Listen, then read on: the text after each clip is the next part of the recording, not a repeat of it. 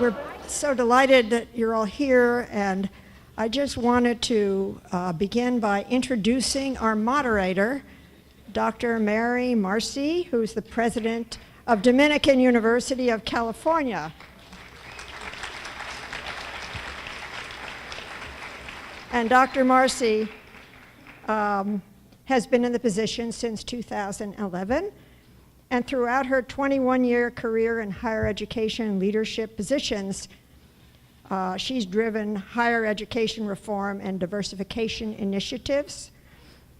A political scientist, President Marcy earned her doctorate of philosophy and Master of Philosophy from the University of Oxford. And she was born and raised in western Nebraska.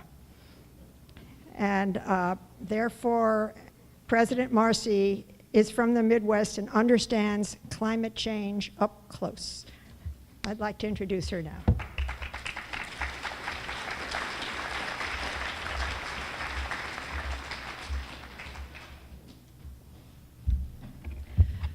Thank you, Belle, and thank you all for being here. The most important thing about my biography is that I am a political scientist whose family ranch back in Nebraska would be right over the Keystone Pipeline were it to be built in the Sandhills. So this feels like a very personal conversation on some level.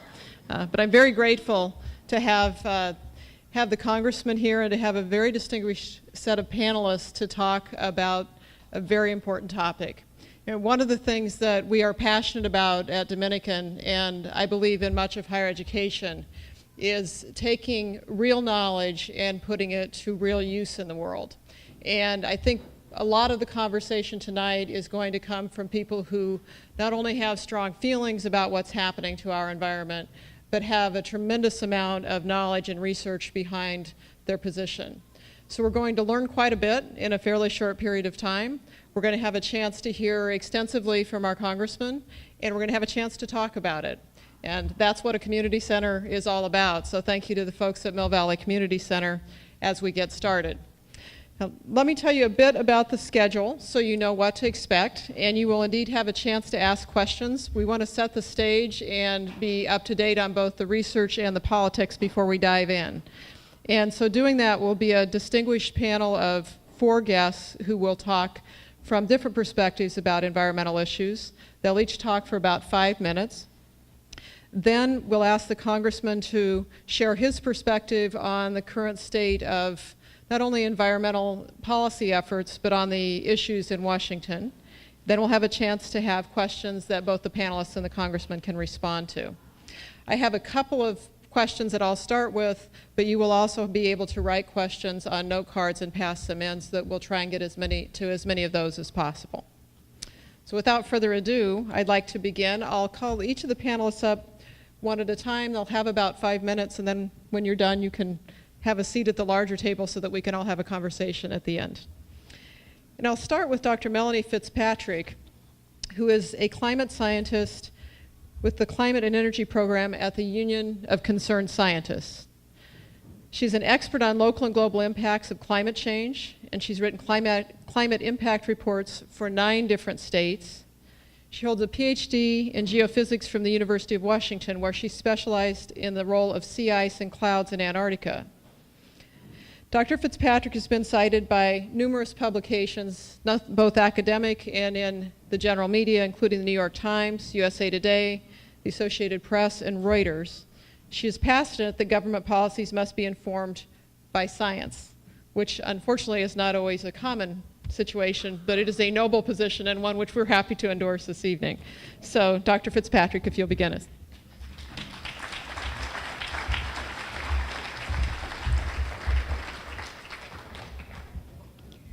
Thank you for that introduction, and thank you for your warm applause. I'd like to start with a question. How many of you have come here tonight because you are either very concerned or even alarmed at where we are on the climate issue? Maybe a show of hands. Okay, you are not a typical American audience. The polling shows that when you ask that question to the general American public, you're lucky to get between 15 and 20% saying that they are very concerned or alarmed at the state of the climate issue. So while you listen to the speakers tonight, in your heart of hearts, I want you to ask how you as a community can pull along the rest of American society, because this is where it will start, from groups like this tonight. I'll cover 3 things very briefly: the latest climate science. Oh, I need to hit a button. I want to drill down into the climate impacts that we're already seeing in California, and then talk about the cost of inaction. We cannot afford not to address this issue. Firstly, I'm going to give you a really quick overview of my life. This is a graph of global surface temperature. I was born in 1968, which is just off the edge of the graph here, and for my whole first 10 years of my life in elementary school, there was actually a cooling trend in the global surface temperature. When I started high school, there was another cooling trend. When I started university in 1987 and studied physics, lo and behold, there was another cooling trend. 1997, I started a PhD at the start of a cooling trend on the planet. And then in 2003, which is when I first worked for the Union of Concerned Scientists, need I say more, this is how you cherry pick data. This is how you spread disinformation. What's actually happening in the surface record is there's been an overwhelming warming in the last 40 years. And I guarantee you will hear this theme in the next month when the next Intergovernmental Panel on Climate Change report comes out. In fact, 2012 was the warmest year on record in the United States, and it was in the top 10 globally. The last 35 years have all been above global average temperature. That means that half of the American population has never lived through an average year. So young people are simply not living in their parents' climate any longer. What's the disconnect? The disconnect is that there is a disinformation campaign, and you can go to that URL on the bottom there to look at what we've actually released today. If you went to 100 medical experts and 97 of them told you had cancer, one of them said that you didn't, and 2 of them weren't quite sure, I think you would probably go with the 97%. Well, 97% of climate scientists agree that global warming is happening and that humans are largely responsible for it. But the general public, more than half of them think the science is not settled. I'd be happy to answer more questions about why this is happening on the panel. So some climate basics, just to remind you of why climate change is happening. Climate science is not new. It's a discipline that's been around for over 100 years. What we've been doing for the last couple of 100 years, you and I and our ancestors, is digging up ancient solar energy in the form of coal, oil, natural gas. We've been burning it, and we've been filling the atmosphere with extra carbon dioxide. It's formed a blanket around the planet. We've now reached a level of 400 parts per million of carbon dioxide. So every million molecules, 400 of them are carbon dioxide. Now, the level has never been that high since humans walked on the planet. The sources, as this diagram show, and this is for California, roughly 40% of the emissions are coming from transportation, so that's freight, vans, private transportation. Another just over 20% is coming from electricity, and roughly 20% from industry. Now, it only takes a year for that carbon dioxide to fully mix in the atmosphere. Climate is already changing.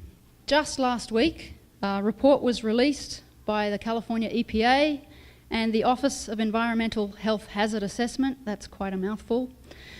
The report showed 36 different indicators in California that show us that climate change is happening. I'll go through a few of them, but I do encourage you to go and look at this report. It's an excellent resource. We're seeing an increase in temperatures, particularly at night time and in winter.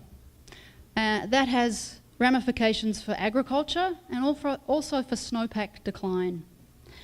We're seeing more precipitation fall as rain rather than snow in the winter, which means we have earlier springtime melt, drier summers, and it's setting us up for the summer like we're having right now that is prevalent with wildfires. We've seen glaciers recede 20 to 70% in the last 100 years. The fire chief from California said a few weeks ago that 12 of the state's 20 worst wildfires happened just in the last decade. So we are really living with climate impacts in California. It's a critical decade. The next 10 years will determine which path we go on. There are 2 steps. The first is to manage what we can no longer avoid, because there is a certain amount of climate change already locked in from the emissions that you and I are largely responsible for. And the second step is we have to avoid what we won't be able to cope with, and that's where emission reductions are essential. One example of what might happen are things called tipping points. So we may reach a point where, for instance, we may lose the Arctic sea ice. That affects the jet stream in the United States. It's actually going to affect us here to have some global catastrophe happen. A habitable planet really is priceless. You can try and put a cost on that, and people have. They've actually put a cost on losing the Arctic sea ice at $60 trillion. Now, last year's global economy was worth $20 trillion. So we're talking huge effects for any of these climate tipping points economically. And I'll just end again telling you that clean energy policies, they don't hurt the economy, but widespread climate impacts certainly will. Thank you very much.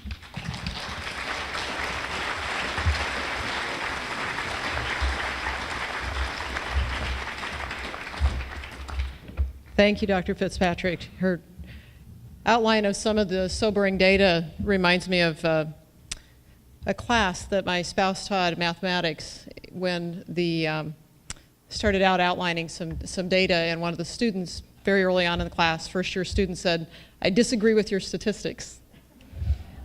Fortunately, it was the first week of class, and we had an entire semester to explain that statistics don't have opinions, and that it's actually very important to understand what they're saying to us. It was a very good introduction to this topic, and we're going to dig in a little bit more in terms of the scientific overview of what's happening with Peter Miller, who is a senior scientist at the Natural Resources Defense Council.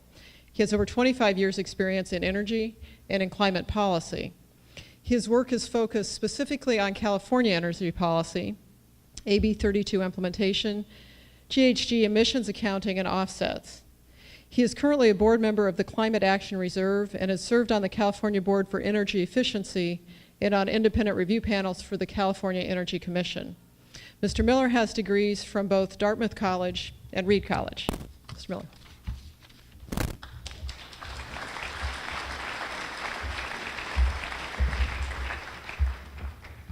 Thank you. And thank you to Congressman Huffman and to the organizers and to all of you here tonight for the opportunity to participate in this important forum with you. The point I want to make tonight is that the greatest hoax ever played on the American people is not that climate change is not real and not serious. As Dr. Fitzpatrick has clearly summarized, the evidence is now overwhelming. We're already feeling the effects. The real climate hoax is that somehow solving the climate crisis is going to hurt our economy. The truth is, we can solve this crisis. We can protect public health and the natural resources that we depend on and the natural ecosystems that we treasure, and we can do it in a way that helps to build a resilient and prosperous economy. Now, how do we get there? There's basically 4 things we need to do to solve the climate crisis. And tonight I'd like to suggest that it's the same 4 things that you look for in a partner to go through life with you. Stay with me here, okay?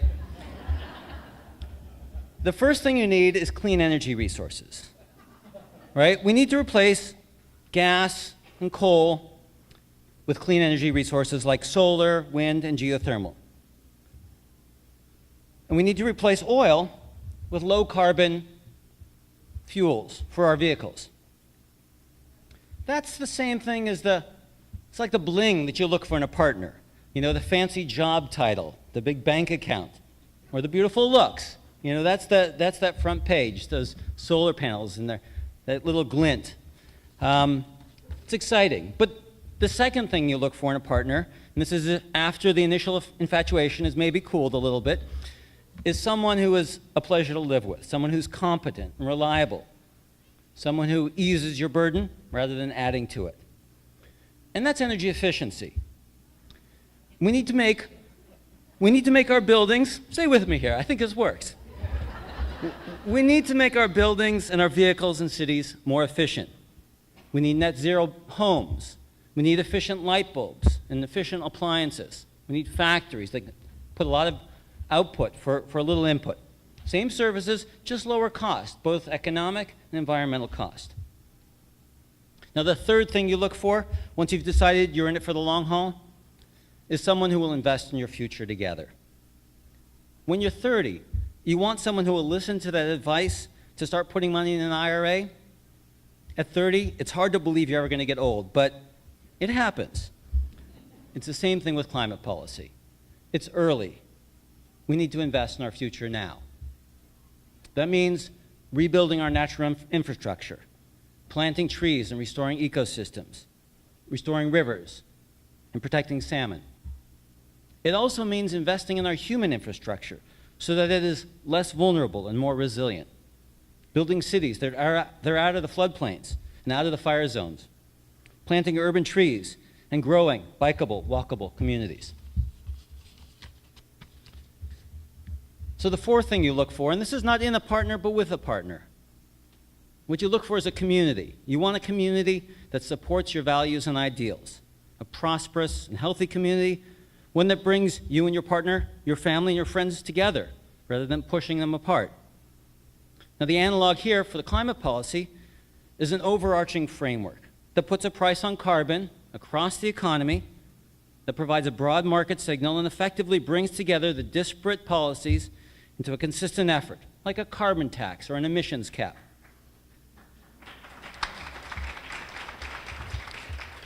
The good news is that California is leading in all of these areas, thanks in large part to the work of Congressman Huffman when he was in the California legislatures and other leaders in the state. California has many successful programs in place. We have a renewable energy standard. We have the country's best efficiency programs. We have a low-carbon fuel mandate. And we have a cap-and-trade program. I don't have time to get into the details of those, but maybe we can talk about some of those during the question and answer period. So I've used up my allotted time, and I want to just conclude by saying that we're doing well, but we need to do much more. Problem is urgent, and time is short. Thank you.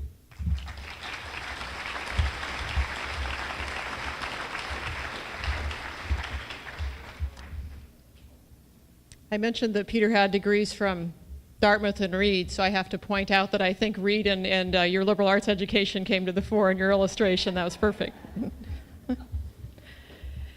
Now we're going to hear from some of the organizers and learn what is happening on the ground here in Marin County. We're going to start with Bill Carney, who is president of Sustainable San Rafael, my hometown.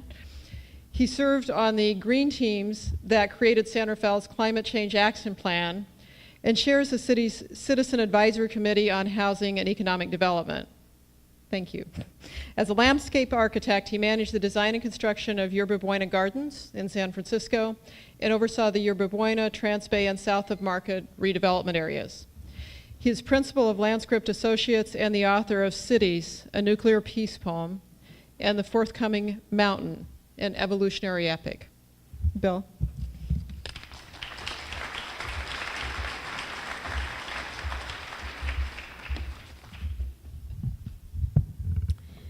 It's great to see everyone here tonight. We all know that all politics is local. We also know that global climate change can only be solved if our local actions are amplified by national and global action. That's what climate leadership would look like in Washington, following the lead of individuals and localities who are already showing what it takes to reduce carbon emissions, then scaling up and supporting those actions nationwide. So when President Obama announced his climate action plan last month, I noted with satisfaction that it looked a lot like the plan adopted 4 years ago by San Rafael. The heart of the president's plan is a green electrical grid and energy efficient buildings and transportation. Here's San Rafael's carbon footprint. It's 47% from residential and commercial buildings, about a third of which is electricity, and 49% from transportation, the rest from other sources, mostly waste. So just to keep the math simple, the Marin model for reducing this footprint consists of just 4 figures, and they're all zeros. The first is zero waste. That's the easy, familiar one: reduce, reuse, recycle, compost. The second is the key to all the rest: zero emission electricity. In Marin, that's also pretty easy. Just buy 100% renewable deep green power from Marin Clean Energy, our local public utility set up 3 years ago. Obama has the EPA to create a green grid. We have MCE. Based on that foundation of clean electricity, we can move towards zero emission buildings by switching out our appliances and furnaces to energy efficient electrical models, by weatherizing, by monitoring and reducing energy use, and by feeding homegrown rooftop solar energy back into the grid. Finally, we can achieve zero emission transportation by rethinking our mobility to include more walking, biking, ride sharing, and transit, by revamping our neighborhoods modeled on Marin's compact traditional town centers where walking was king, and by making any new car purchase an electric car plugged into renewable power. So that's the Marin model. Replicate it nationwide, and we move beyond fossil fuels and back to a stable climate. That's what I would ask Jared to do, to take this model from his own hometown and home district back to DC and plug it in nationwide. And to keep ramping up the energy efficiency, EV, and other incentives and investments that empower people to take these actions. That's our task here on the ground, to show that ordinary people, without extraordinary cost, can do our part to solve this crisis. The main thing I want to say to the President and Congress is, if we can do it, you can do it. Here's the timeline of where we are and where we need to go after the first 5 years of San Rafael's plan. You can see that emissions are heading down, and we appear to be on the right trajectory to meet our near-term 2020 goal, which is 25% carbon reduction. However, we are have a long way to go to meet the ultimate 2050 goal of 80% reduction, which isn't just based on California state law, but on the laws of science, which is why we need all the help and leadership we can muster to get there. Of course, Marin can move backwards too, as we've seen recently with the rejection of a model solar project and attacks on smart planning. But climate change, it turns out, is in everyone's backyard, and politics as usual are not going to solve the crisis. Even as we rapidly reduce our planetary conflagration of carbon, we must also work to restore the damage we've done to the natural systems that support the planet's life. Again, North Coastal California provides teachable examples. Could models of carbon sequestration like the Pacific Forest Trust in Humboldt County be replicated nationwide? Could our coastal marine sanctuaries inspire a national program to arrest ocean warming and acidification, replenishing the vast prairies of plankton that support the world's fisheries and capture immense amounts of carbon? In West Marin, the Marin Carbon Project is demonstrating that growing the carbon content of soil can increase agricultural productivity while putting CO2 back underground where it belongs. And the Bayland Corridor, now in Marin's general plan, holds the promise of restoring vibrant natural communities that build carbon-rich peat at a rate fast enough to keep pace with rising sea levels and protect our human communities from storm surges. Which brings us to the third R. We must adapt our human systems to be resilient to the impacts of climate change that are already baked in. Localities are the first responders to climate disasters like wildfires, floods, and droughts. But too often the only help we get is too late. $50 billion for Sandy, $120 billion for Katrina. Congress seems to have an unlimited credit card to put Band-Aids on the scars and symptoms of climate change, while we're told the cures of the crisis cost too much. So here's one final idea from the toolbox of local government, the concept of a balanced budget. Pay for the next climate disaster out of the subsidies now going to the fossil fuel industry that's causing the damages.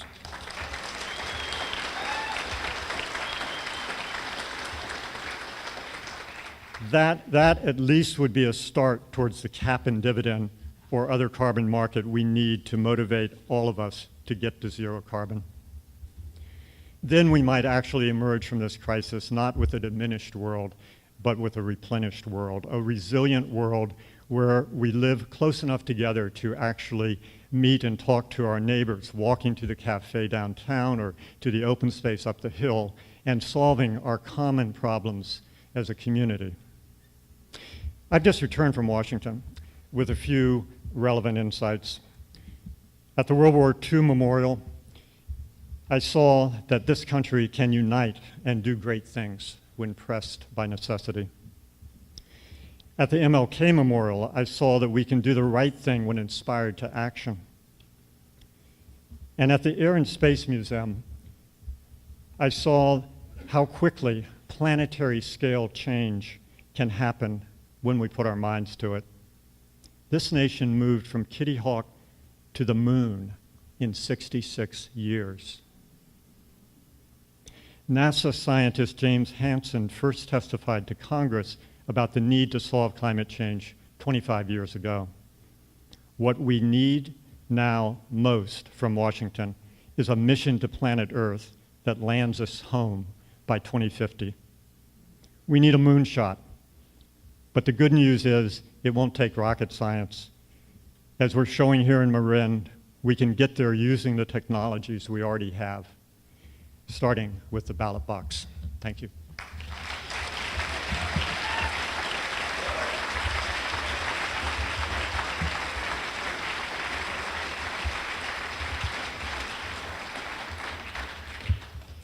Bill gave us a great roadmap for how to act locally, and we're going to move on to take his advice and think globally for a minute.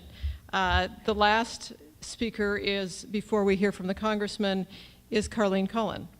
Carleen is co-founder and executive director of Cool the Earth, a nonprofit with the goal of stopping global warming.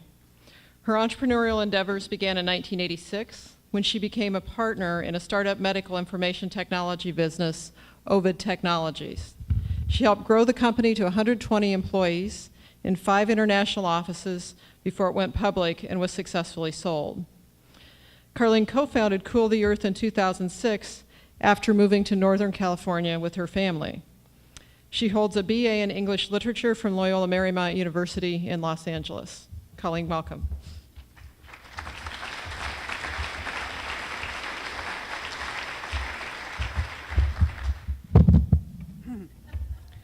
Thanks, everyone. So I was saying to the doctor sitting next to me that I always feel like such a lightweight at these things, and I am, but we're doing important work that's something, that came out of just a passion to try to make a difference in our community. And my husband and I went out on a fateful date night. We avoid those now. We went to see An Inconvenient Truth. And, we walked out of there and just said, gosh, what are we going to do about this? How are we going to help other people take action and start to think about this issue as it affects themselves as well as it affects their children? So, the big question is, why aren't parents acting like their children matter in the climate issue? Because nobody on this planet, thank you. Yeah.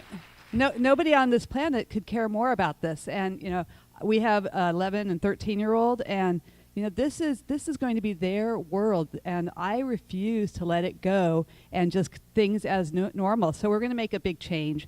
And families, it's not because sure, it's political, some of it's financial, but I think it's some other factors. One is inertia, which is perhaps the most powerful of all, but we have a really powerful person out there called the child, and it's up to us to educate them about climate change, and it's also up to us to help them help their parents. And that's what Cool the Earth does. We started in Marin County. It's an extracurricular program, informal science program that runs in K through 8 schools. It's an assembly program. It has these ridiculous costumes. The teachers put these on. It's run by now over 500 volunteers nationally in 26 states and 5 countries. We've reached about 250,000 kids and their parents. And once the kids learn about climate change in a really fun way, the first thing the principal says is, it's going to be scary. And I said, no, it's got Mr. Carbon chasing around the polar bears, and they're trying to figure out this issue. So the kids are having a great time. They go home with an action book, and they can start taking their own personal actions, simple things like turning off the water when they're brushing their teeth. They can also inspire or bug their parents to do things like, believe it or not, the 7-year-old who goes follows her mom into the washing area and says, "Mom, why aren't you washing with cold water? You're not helping the polar bears when you're washing with hot water."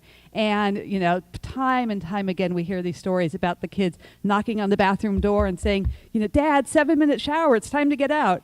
And, what works? We all sit through watching Barney with our kids. Why not give them this power to be the leaders in the family? One of the premises of the work we do is that small actions count. And I have a story totally off of climate to share with you that really impacted me when I was just out of college and we were starting our medical information business called Ovid Technologies. And it was the middle of the night, 2 a.m., I'm in Spanish Harlem, bad part of New York, and just my brother and me starting this company.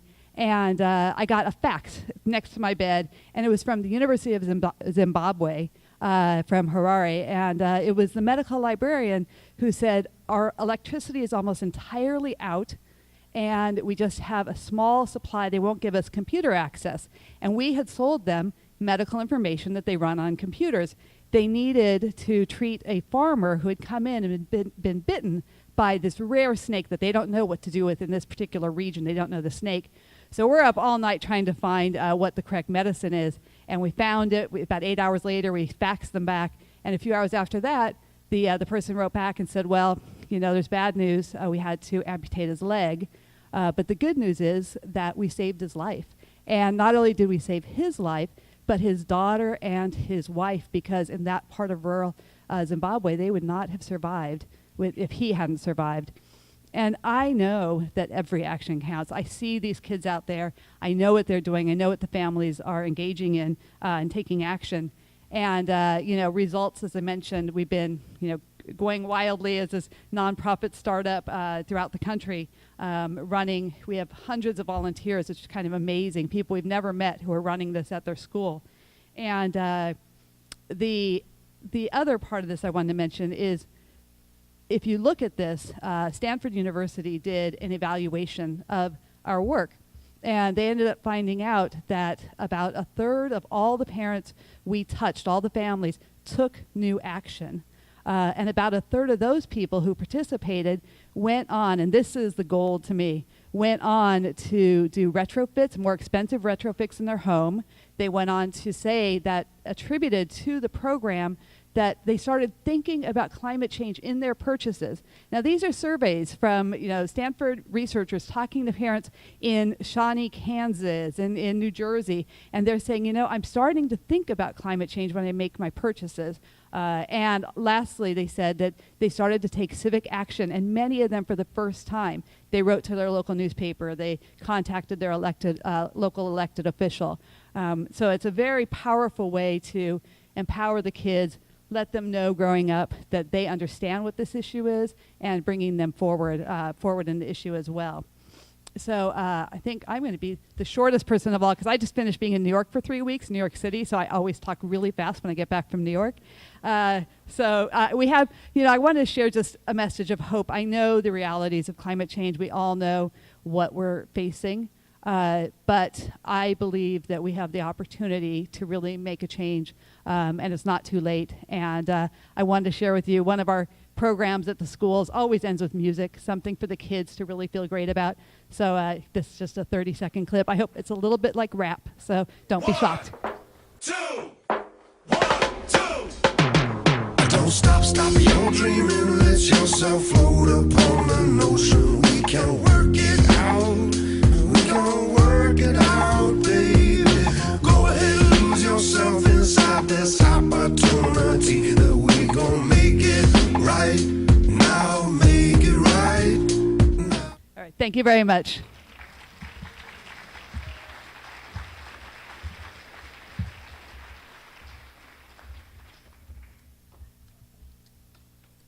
Well, I don't think we're going to ask the congressman to rap. But if you want, it's good. We are going to hear from our congressman now, and I will make a relatively brief introduction. He's had a distinguished career in public service. I'll hit a few of the highlights, including a couple of the highlights of his introduction to Congress. He, soon after joining the congressional delegation from California, moved into a seat on the Committee on Natural Resources and the House Budget Committee, both heavyweight committees and ones that can make real difference on this particular issue. Prior to being elected to Congress in November of 2012, Huffman served 6 years in the California State Assembly, and he authored more than 60 pieces of successful legislation. Those included work on the Water, Parks, and Wildlife Committee and on the Budget Committee, as well as being co-chair of the Legislative Environmental Caucus. In the Assembly, some of the bills that he passed included California's pioneering lighting efficiency standards law, which is, excuse me, I think I need the glasses, which was substantially adopted into federal law. It also included the nation's largest programs for solar hot water heating and paint recycling, reforms that improve California's state park system and Department of Fish and Wildlife, and creation of a new voluntary type of corporation, California Benefits Corporations, to promote corporate social responsibility. Prior to his election to public office, Congressman Huffman was a senior attorney for the National Resources Defense Council. Before he joined NRDC, he was a successful public interest attorney. He also served 12 years in local government as director of Marin County's largest special district, the Marin Municipal Water District. This is an issue that he can speak to with great experience, great passion, and great intelligence, and we're excited to hear from Congressman Huffman.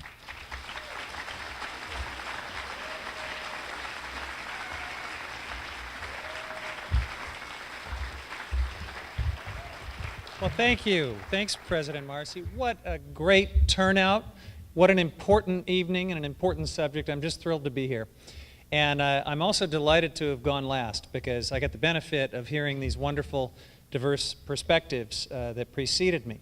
And if you've taken the time to learn about this vexing challenge of climate change, if you agree with me that this is the moral and the economic and environmental imperative of our time, and you also understand that this challenge is so big that there's no one single solution to it. And it's really going to be the mother of all team efforts. So I will be speaking to you tonight as your congressman. I'll talk about what's happening, more often what's not happening in Washington on climate change. But even if Congress were fully engaged and productive on this issue, Congress alone could not solve the challenge of climate change. Again, this is going to be a team effort, and we are going to need all of us, scientists, national and local NGOs, business leaders, educators, parents, all levels of government working together in order to step up and do the things that we need to do. So we're beginning an important step in that direction tonight, and I'm delighted to add my perspective as a member of Congress who wants to see our federal government doing its part as part of this team effort. Now, I know I've got some friends in the room that were with me a few years back when I first ran for state assembly in 2006. Bill, you were one of those.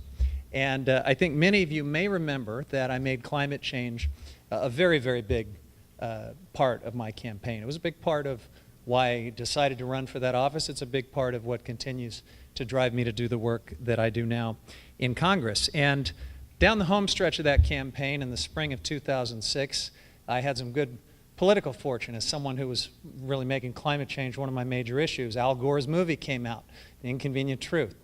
The public was getting really engaged on climate change. You may remember This Time magazine came out in April of 2006 that, I'll just read it if you can't see it from there. It says, "Be worried, be very worried." This was April 2006. It shows a polar bear on a diminishing ice floe trying to survive. And it was a really good in-depth issue kind of following on Al Gore's movie that helped raise awareness. I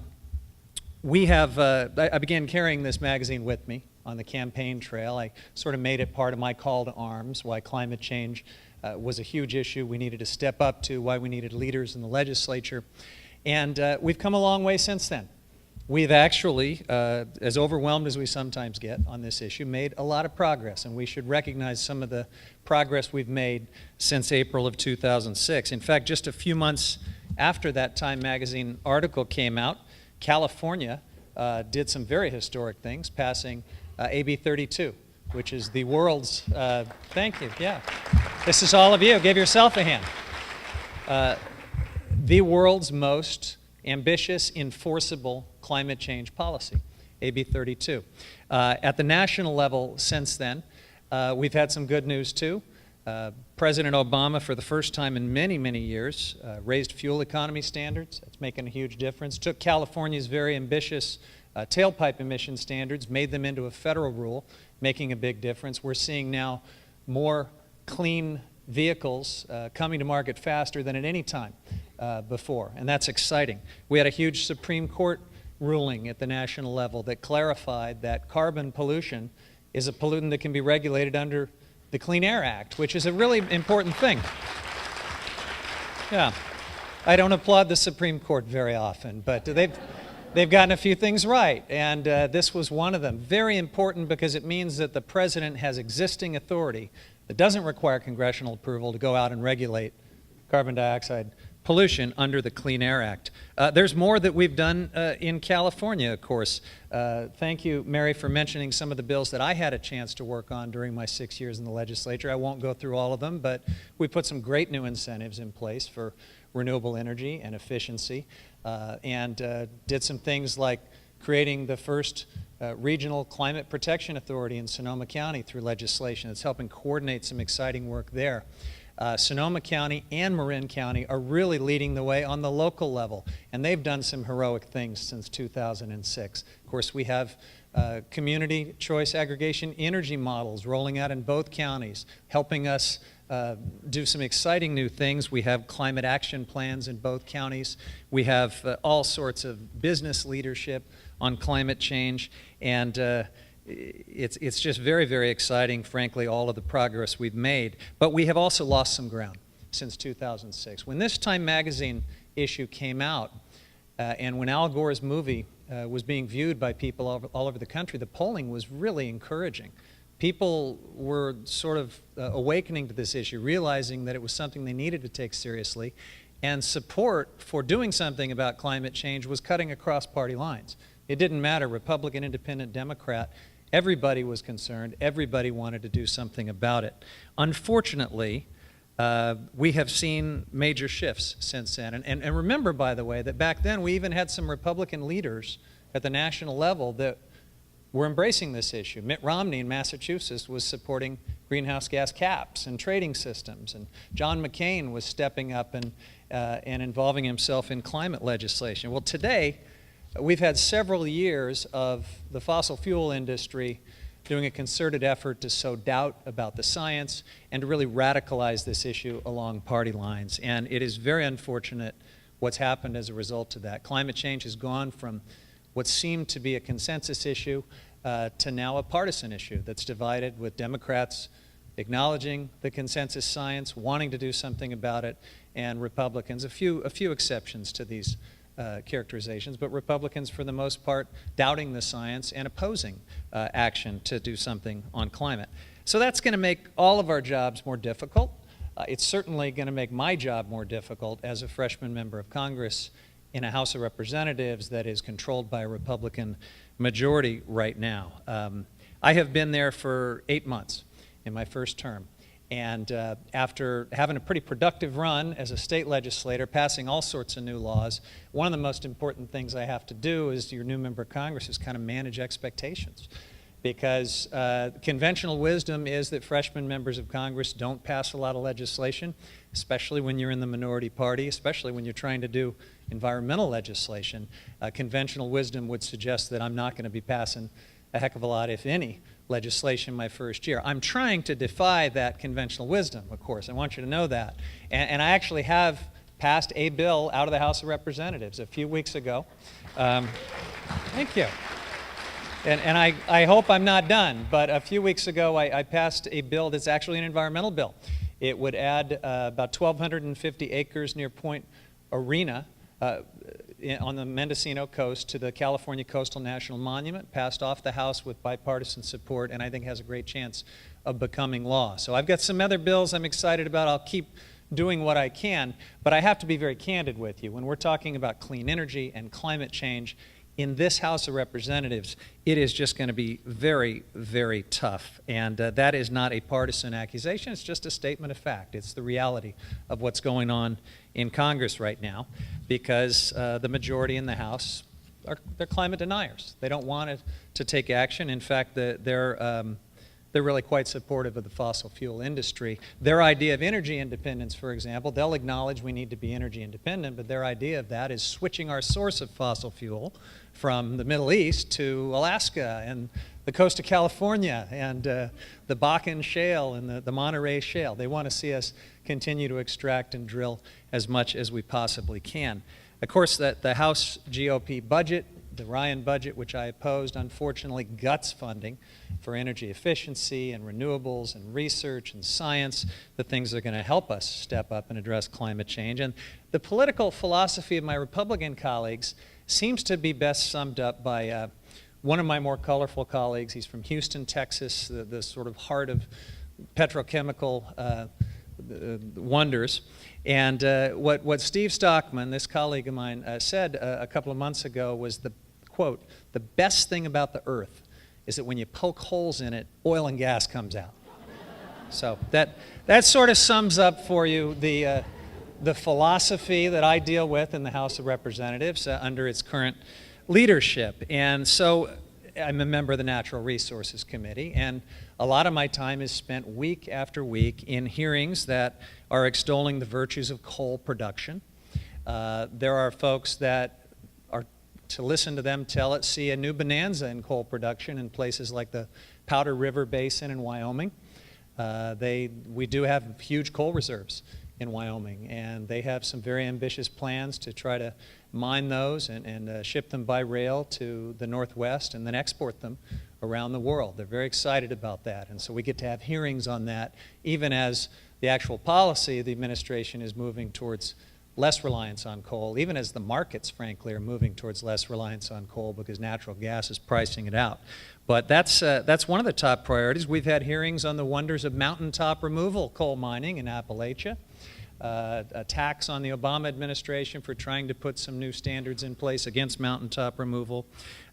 We've had hearings and legislation pass the House that would basically waive all environmental laws for the Keystone XL pipeline and mandate that it proceed without any further review. And we have had endless proposals to do more oil and gas drilling off our coasts, in the Arctic, in sensitive areas. Fortunately, none of these anti-environmental proposals are going to become law.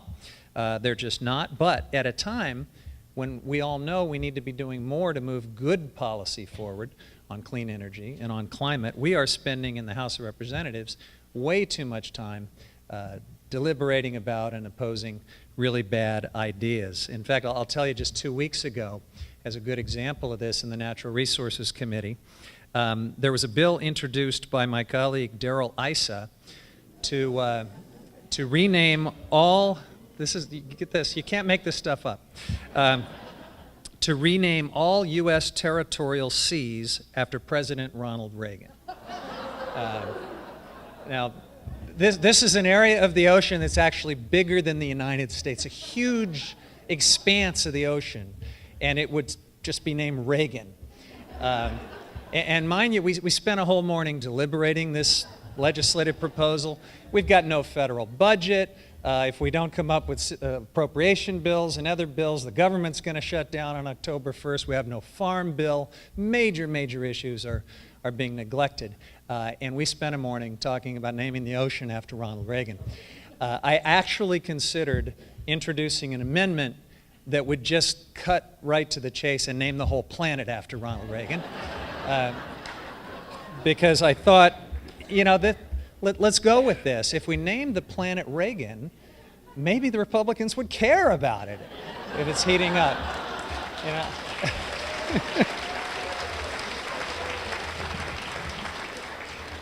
But discretion got the better of me, and I did not introduce that amendment. But nevertheless, you get a little idea of the dynamic. It is very frustrating, but look, climate change is way too important to be overwhelmed or to give up. I hear about the work that you're doing in San Rafael, at NRDC, Union of Concerned Scientists, educating our kids, everyone in this room doing your part. I know you're not going to give up, so I am not about to give up, as frustrating as this may be. And I want to tell you about some of the things that I'm doing in spite of some tough politics in the House to try to make a difference on this. The first is I'm trying to get some modest things done, even with the dynamics that I've just described for you. And I think there are still some modest opportunities, mainly in the area of energy efficiency. That's one area where we can still get a little bit of Republican support, even in this Congress. It's one of these things where I feel like we've got our climate medicine that we know we need to take, but we've got to put a lot of sweet syrup around it and not let them know that it's climate medicine. And so we talk about waste and inefficiency. And that seems to be a winning formula. I'm co-sponsoring a bill with Anna Eshoo and with a Republican Mike Rogers from Michigan that will do some important things in terms of energy efficiency with federal data servers. I am co-sponsoring another bill with a group that I've associated with called No Labels. It's an attempt to bring Republicans and Democrats together and talk to each other and try to solve problems. And we've got a legislative package that we've actually rolled out. There's a really ambitious building retrofit bill in that mix that would use this proven model of pay for performance to retrofit federal buildings all over the country. That can make a really big difference, and it appeals across party lines because with this model it can be done at no net cost. It'll just be energy and financial savings. So that's good. In addition to that, I'm sponsoring a whole bunch of really big and bold bills on clean energy and climate, which have no chance of passing. But we still have to, I think, make the effort. We have to keep pushing. We have to keep these issues alive and front and center. So I'm doing things like supporting, co-sponsoring a legislation to extend the energy production tax credit for renewables. I have on several bills to repeal the billions and billions of dollars in oil and gas subsidies that exist out there. So I am co-sponsoring legislation with Lois Capps and Sam Farr that would provide grants to communities so they can do planning and mitigation and adaptation on that side of the climate change issue. On the issue of fracking, I'm co-sponsoring a whole host of bills. It ranges from mandatory disclosure of the chemicals in fracking fluids, closing loopholes that allow fracking operations to evade the requirements of the Safe Drinking Water Act, the Clean Air Act, hazardous waste disposal standards. There's all kinds of special loopholes and privileges that oil and gas companies get, and we need to tighten all of that up. I'm also participating in a group we call the Safe Climate Caucus. It's led by Congressman Henry Waxman, who has been a great leader on these issues for many years. And what we're trying to do is have a group in both the Senate and the House that takes to the floor and makes speeches on climate change each and every week, sometimes each day of the week. And what we're trying to do is kind of create a climate policy in exile. And by keeping these policies front and center, keeping them on the national radar, we'll be ready when the congressional politics change. And they will change. There's just no doubt in my mind about that.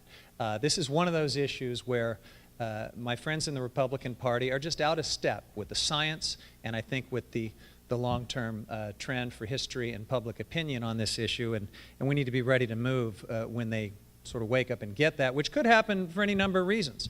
Could happen as we continue to see these extreme weather events that are going to start hitting them in some of their own districts. It's going to be increasingly harder for them to deny climate change as things like Hurricane Sandy, the terrible tornadoes in Oklahoma, and other extreme weather events keep happening.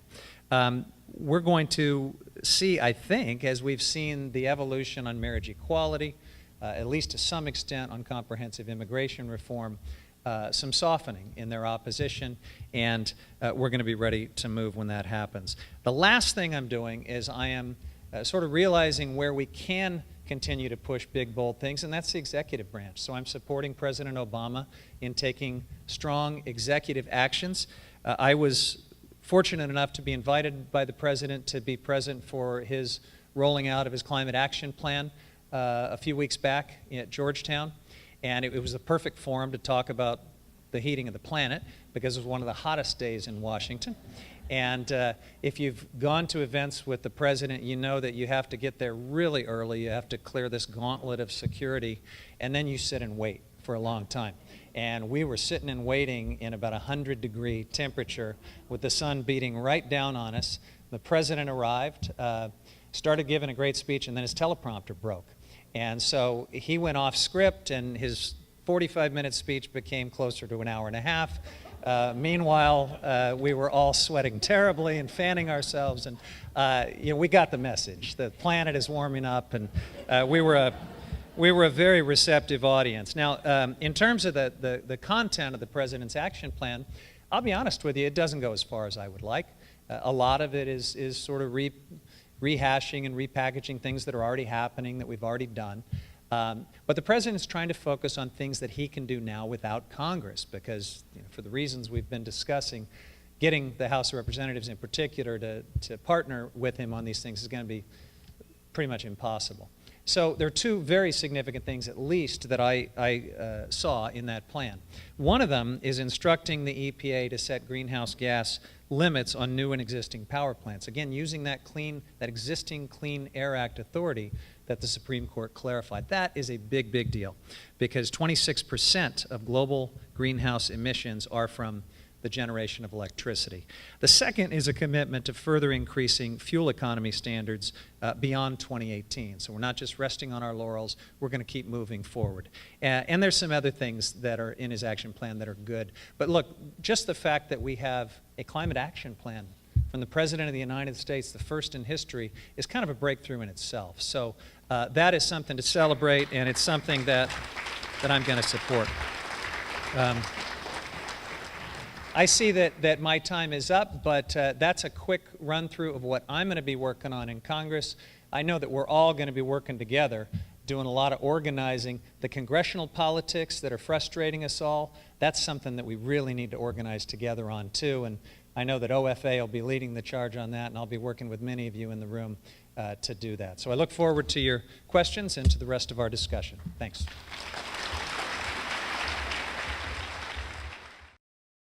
So we're going to get started with a couple of questions that our hosts have put to us, and then I'll start to sort through your many good questions.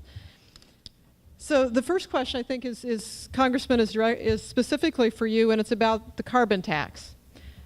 And the question is, can we tweak the economy to make it work with us rather than against us through a progressively rising tax on carbon-based fuels, with the funds collected given back to households so that they are protected from rising prices?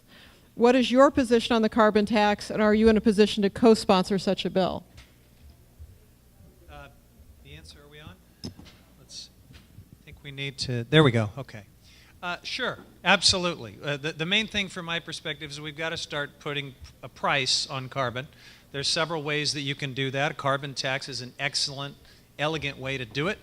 It's one where you actually do have some Republican thought leaders, not anybody in Congress today, but a few former members of Congress, people like George Shultz and some others in the Republican Party that have openly supported a carbon tax. They really emphasize they want it to be revenue neutral.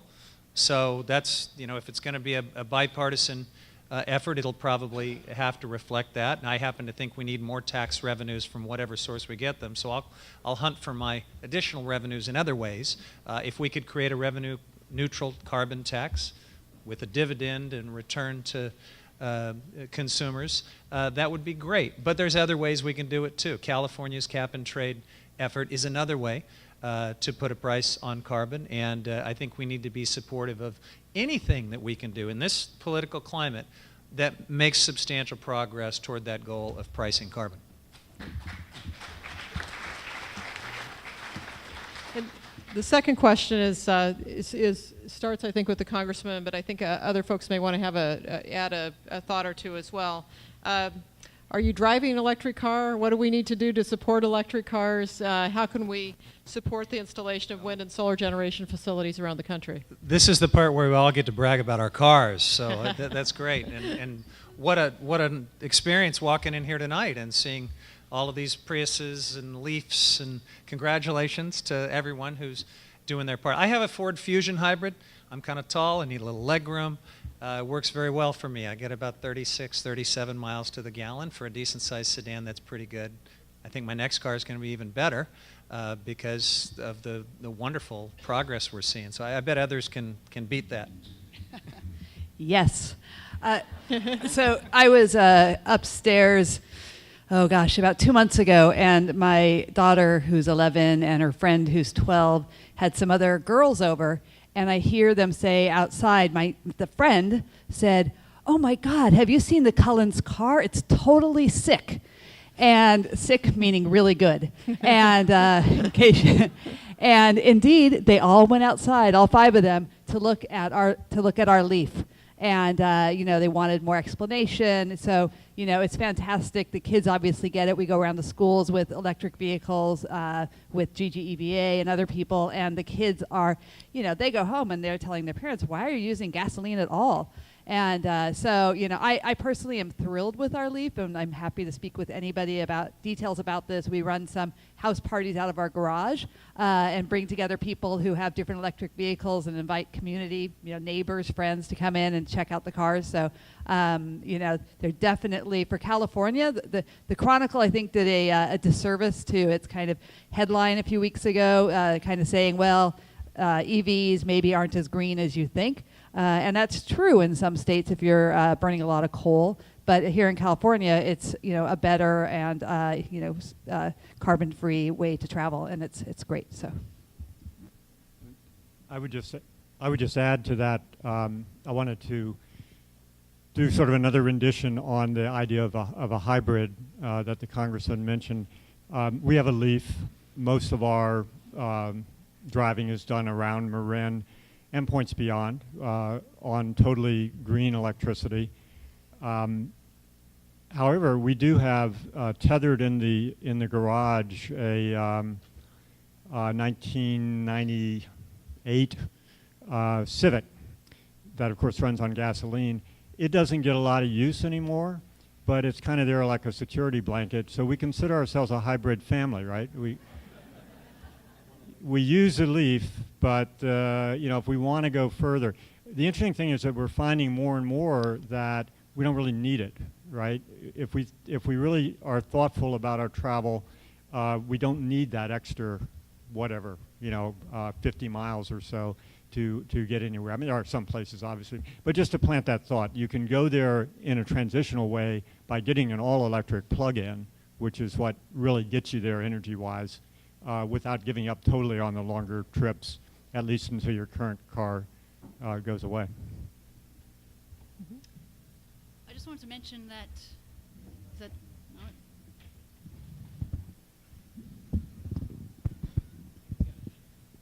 I just wanted to add that the Union of Concerned Scientists has a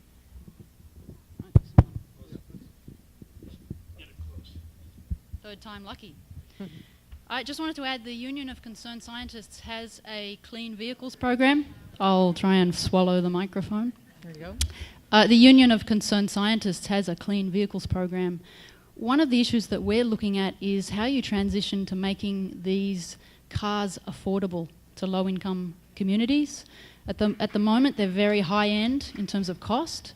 And so we're trying to see how you can actually support that with some kind of legislation.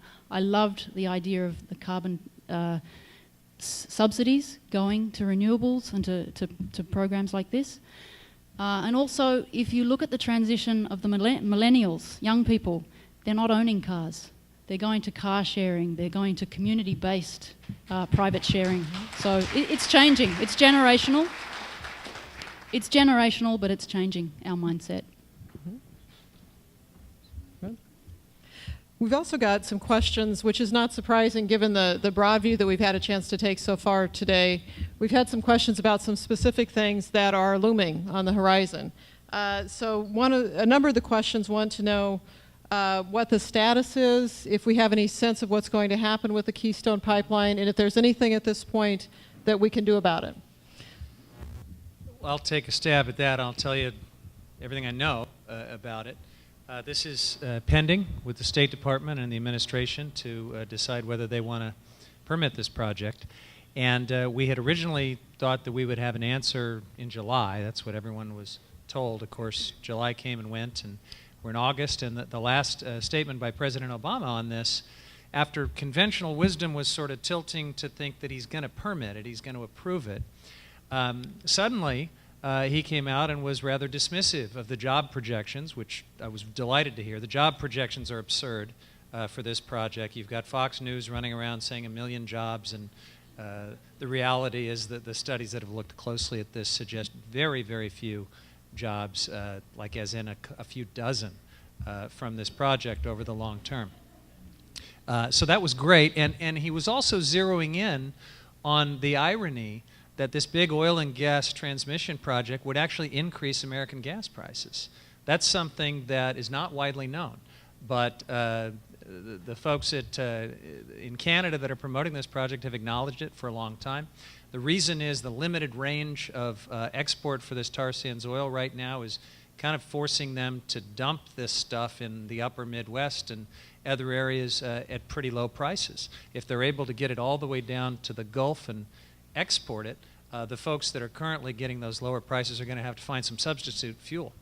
And for a variety of reasons, American gas prices will go up if this thing is built. So President Obama is beginning to hit some of the right notes that might even raise a little hope that he would deny it. I don't want to raise your hopes because he's under enormous pressure to approve this project, but I think he's sort of giving himself some operating room to go either way on it, and we could find out literally any week now. Mm-hmm. And the related kind of extremely current events question that's come up in a number of questions here is about fracking, particularly in the Monterey Shale, but also just a broader concern about the nature of fracking and what it does to the land and the environment. So both the specific issue in Monterey, but the broader question about that as a source of gaining energy. So I mentioned some of the bills that I'm co-sponsoring that I think address the most extreme needs on fracking. Fracking is going on at a huge scale around the country. And the level of safeguards and standards really varies pretty wildly from state to state. Some states do have some disclosure requirements. No state, to my knowledge, is really very rigorous in those requirements. Some states have standards for the well casings and inspections to make sure that there's no leakage into groundwater. Other states really do not. And so what the Obama administration is doing right now is trying to set some basic standards for fracking that takes place on federal lands. He's getting fierce resistance from Republicans in Congress to even set that minimal standard. And of course here in California, we've really got to come to terms with this pretty quickly because the Monterey Shale is one of the largest newly discovered sources of oil right in the central coast of California. It's oil that was previously thought to be off limits, but with the advent of hydraulic fracturing, people think it's going to start to be accessed very soon, and we don't have any standards for fracking in this state. It's been happening at a lower level in California, but it has the potential to start happening at a very, very widespread level, and we need to put in place the state-of-the-art standards and safeguards to make sure we're not polluting our groundwater, to make sure that the surface water surface waters are protected, to make sure that we know what's in these fluids, to make sure that the fugitive methane that sometimes escapes from these facilities is actually prevented from escape. There's all sorts of things that are going to have to happen, and so far we have been unable to move those type of safeguards through the California legislature because the oil and gas lobby is very powerful.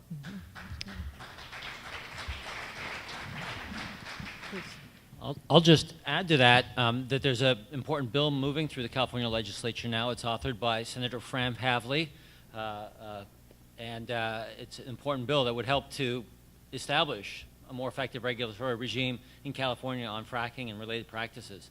So to the extent that you can, please offer your support for that, because it's an important bill.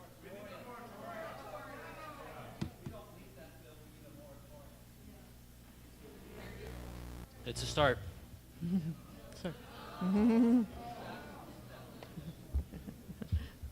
We care about this issue.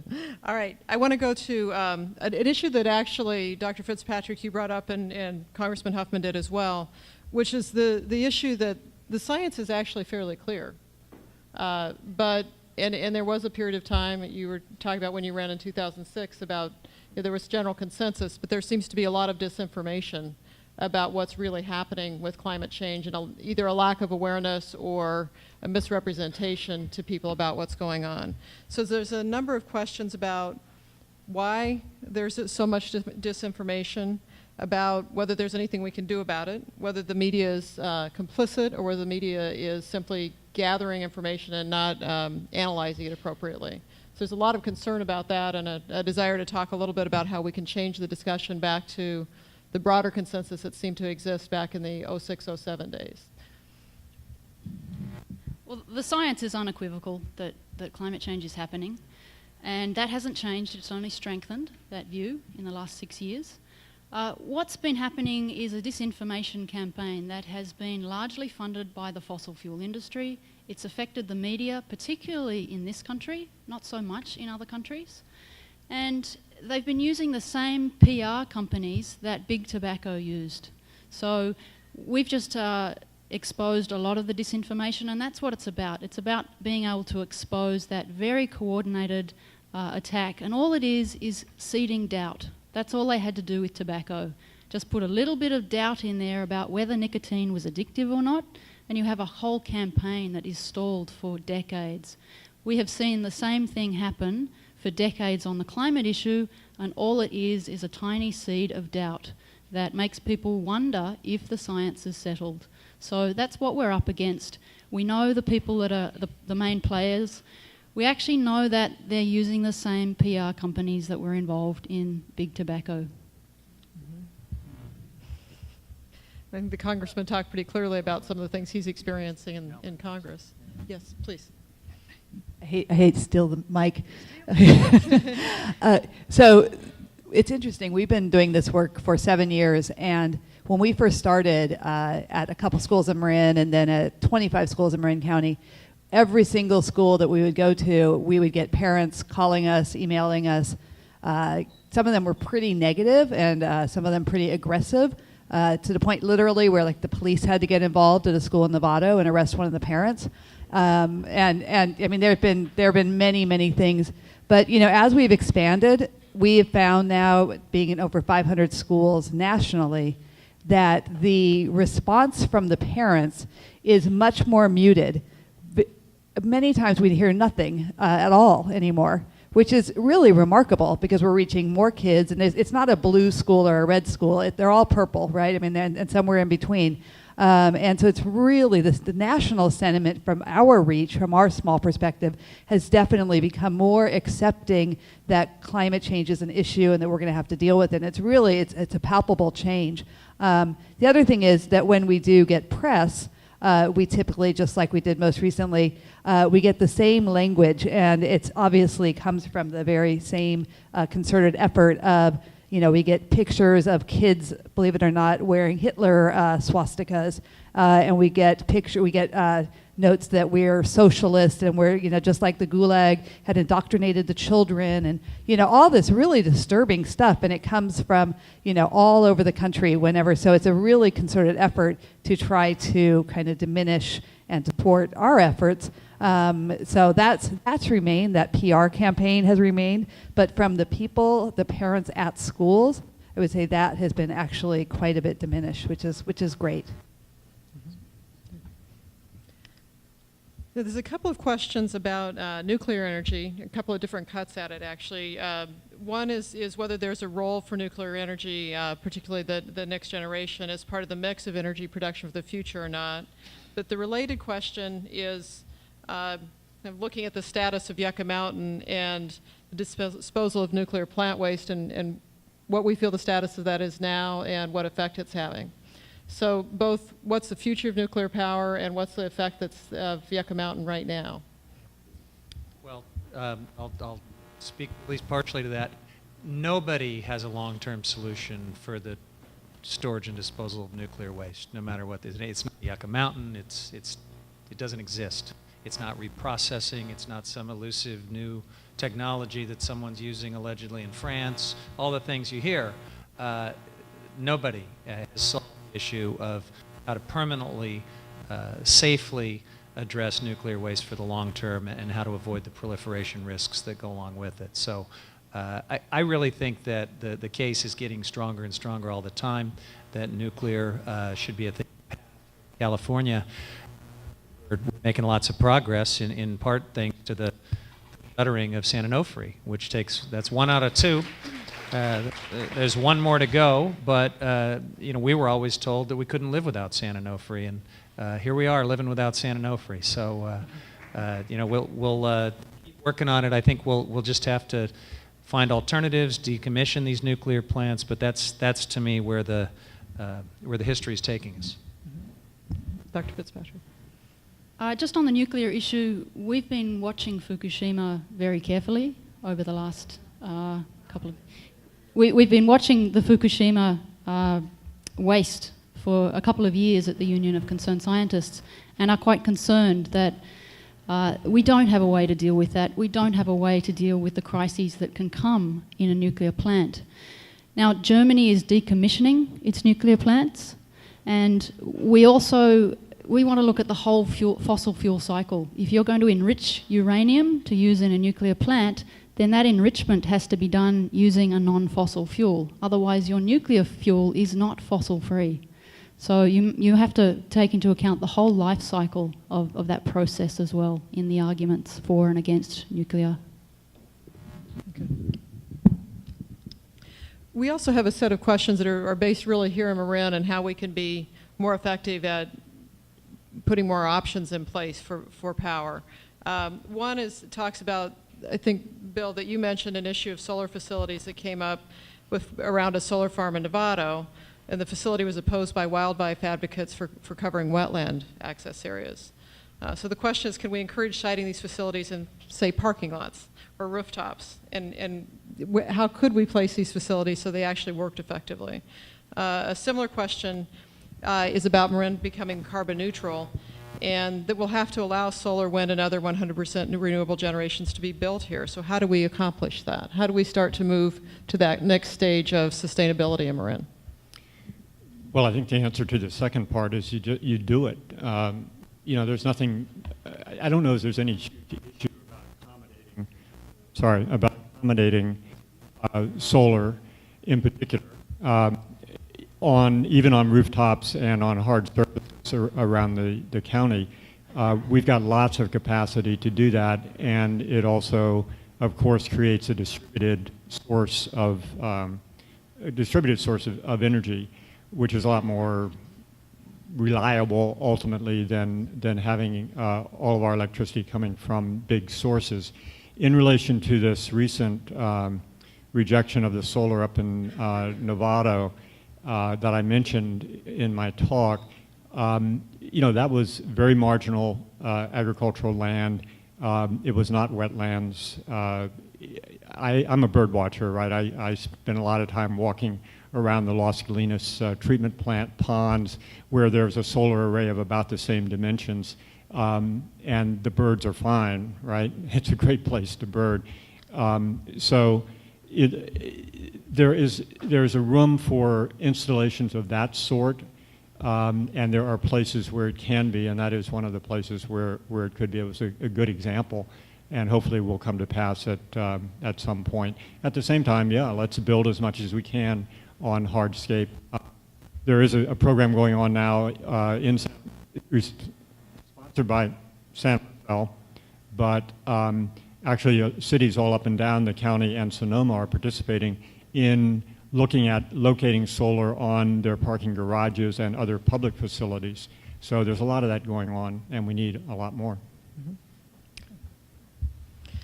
This is a question that I think starts with the congressman, but probably goes to our scientists on the panel after that. The initial question is about public health, and if we could have a more thoughtful discussion about public health as a part of climate change, would that help the cause, and is there a way we can do that? The related question is actually a bit more in the scientific area. Please have one of the panelists define geoengineering and describe whether it works or not in helping climate change. So they're both public health. We're not going to ask the congressman to describe geoengineering right away, but you're happy to dive in if you want. But public health, would that help the cause if we actually talked about it more specifically? Well, I think it would. I'll give you the political science on it, and then we can hear from real scientists. But look, every argument we can make that raises awareness, that builds support, that organizes. We've been talking tonight about the polling and some of the daunting challenges that we face in overcoming this disinformation campaign that's been waged on this. So we've got to bring some data and facts and real new thinking to this issue. And just because it's been radicalized along party lines doesn't mean that we can't look for issues like the public health consequence that have to be cross-cutting. I mean, that's something that clearly has no division along party lines. And we're going to find, I think, opportunities there as we do that. We're going to find that the faith community, even some evangelicals that may be traditionally more disposed to the Republican view of the world, is beginning to think about this planet and some of their own Christian doctrine and the need to take care of it and maybe think a little differently about climate change. So whether it's the faith angle, the public health angle, whatever we can, we've got to use it all in this effort to build support for change. Mm-hmm. I'll take a stab at that geoengineering question and just say that there have been a lot of, I'll say, harebrained schemes, far-fetched schemes, ideas that have some risks. But we really have, there are a lot of things that we can do to help rebuild our natural resource base and reduce the amount of greenhouse gases in our atmosphere. As simple as planting a tree, right? We all know that trees store carbon. And if we can rebuild our forests and rebuild our soils and our grasslands, that's a way to help reduce the amount of greenhouse gases in the atmosphere and provide benefits in terms of our watersheds and our ecosystems. So you can go from there quickly to much more less tested schemes. And I think we've got to hope that we don't get to a place that we act soon and decisively to reduce emissions. We don't get to a place where we're desperate enough to try some of these more harebrained schemes, which could have some dangerous unintended consequences. Mm-hmm. Yeah, just quickly, the planet has, life on this planet has done 4 billion years of R&D on what to do with carbon and worked it out pretty well. So just to second the idea that we've got this the technologies and natural systems that can absorb the carbon that we're creating.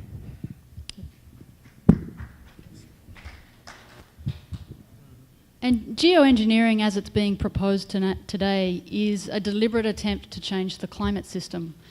What we're doing at the moment is not deliberate, it's just happened. One thing that I'm concerned about with geoengineering is the governance of it. Who decides where it is deployed, who decides how far we go, and indeed, do some of the techniques even work? And these are unanswered questions.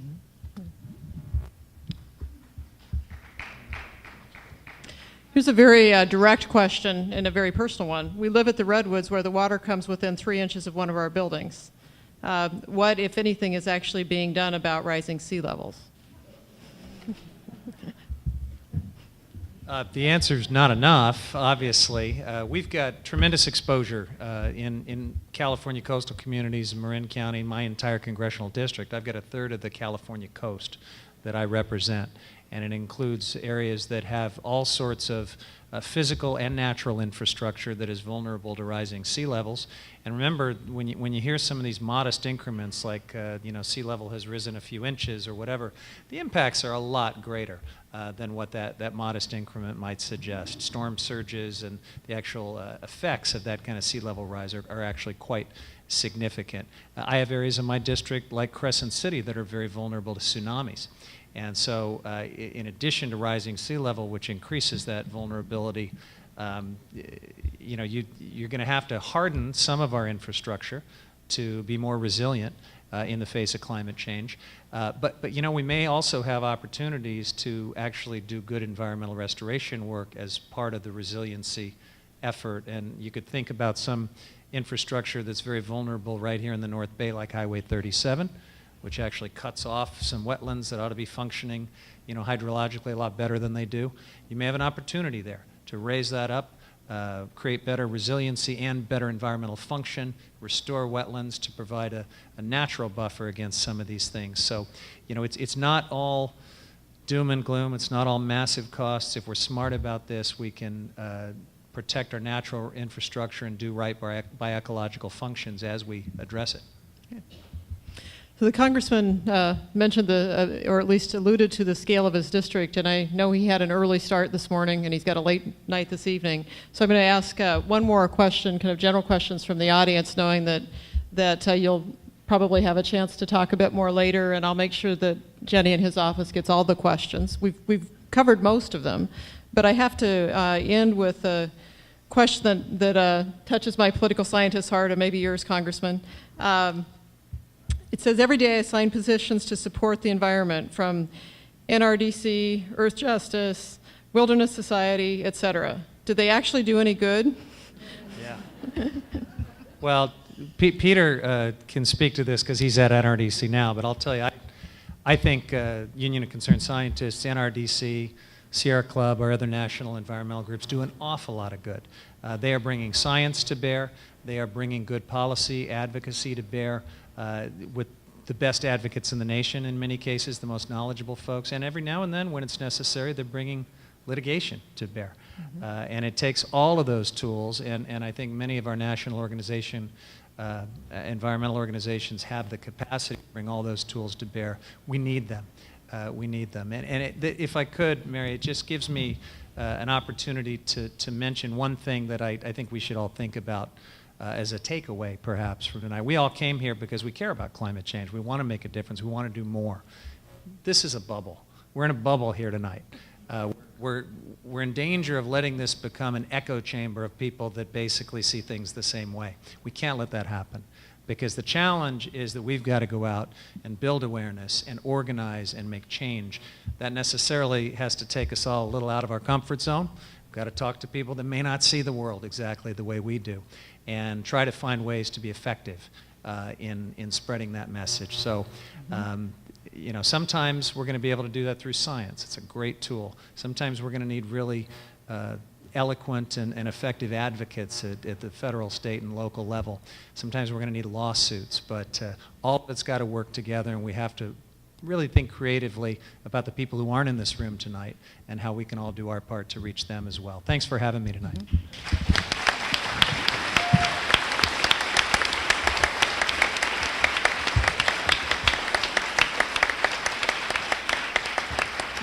So I will use that opportunity to put a brief public service announcement out, which was not specifically a question, but it falls clearly on what the Congressman said. Every major social change has required tens and probably hundreds of thousands of Americans willing to get arrested and willing to get involved. If you want to get involved, here's a promo: davidvgoliath@gmail.com. All right? Now, having said that, the most important thing that we need to do is thank the audience for caring enough to show up, and thank our thoughtful panel that included Dr. Melanie Fitzpatrick from the Union of Concerned Scientists, Peter Miller from the Natural Resources Defense Council, Bill Carney from Sustainable San Rafael, Carlene Cullen from Cool the Earth, and our own Congressman Jared Huffman. Thank you.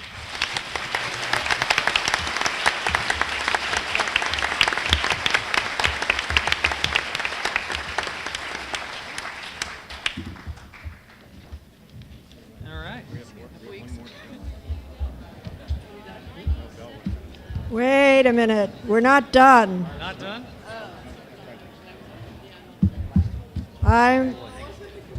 If everybody would sit down just for another minute, because I'm here as the representative of Organizing for Action, and we have sponsored this program with the others for this marvelous forum. And for those of you who are not familiar with who we are, I just want to say a few words. It's a nonprofit, nonpartisan organization dedicated to advancing the policies that the American people voted for 2012. In just 6 months, more than 3 million volunteers have taken action through Organizing for Action. It's a grassroots funded social advocacy group. It's committed to tipping the scales of power back to the American people. It's working to advance policies like job creation, strengthening the middle class, gun violence prevention, comprehensive immigration reform, and measures combating climate change. And OFA has a national reach powered by many volunteer community organizations around the country. In the case of climate change, OFA wants to turn around the conversation in Washington to get public opinion on the side of science and pressure Congress. It wants to amplify the voices of the elected representatives who support climate change, like Jared Huffman. It wants to get commitments out of those sitting on the fence. There are now 135 climate change deniers in Congress. 135. That's a lot of work to get that turned around. And this is what we're doing. This few days ago, OFA supporters coordinated a National Day of Action to tell members of Congress in person that it's time to get serious about climate change. They awarded unicorn awards to all 135, saying, "One good fantasy deserves another." And here's a picture of the award. It's just terrific. And we feel that this climate change forum tonight exemplifies the approach that we're talking about, building coalitions, bringing us together, getting many, many people involved, and raising the climate question to elected officials. Okay, so what can we do now? We have homework for all of you.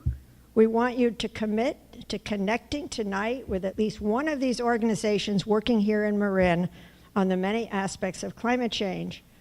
Is your interest in affecting public policy change locally, like Sustainable San Rafael and Sustainable Marin, or nationally, like the Citizens Climate Lobby or OFA, in learning like the Environmental Lobby is doing, or the Dominican's Green MBA program? Or is it in confronting climate change through household and community actions like Resilient Neighborhoods or the Grassroots Network?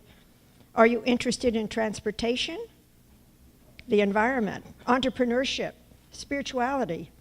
We have a broad spectrum here tonight. Find an organization that speaks to you and see how you can step your toe in tonight. And please do visit all of the tables around here. We have a new initiative. Tonight is the beginning of what we'll call the North Coast Climate Coalition. It includes the partners here today who want to assist Congressman Huffman by serving as a sounding board for him on local climate developments and climate policy. The Climate Coalition would provide help, too, in getting the message out to other constituents in his district and beyond. And now for thanks. Thanks all around for Congressman Huffman and his staff, the speakers, President Marcy, the sponsors, OFA and Sustainable San Rafael, the lead partners, NRDC, Union of Concerned Scientists, Cool the Earth, Dominican University, Sustainable Marin, Citizens Climate Lobby, Electric Vehicle Association, Marin Economic Forum. And then I want to give special thanks to the working group that planned the event from scratch, me and Belle and Joy. and Barb and Michelle,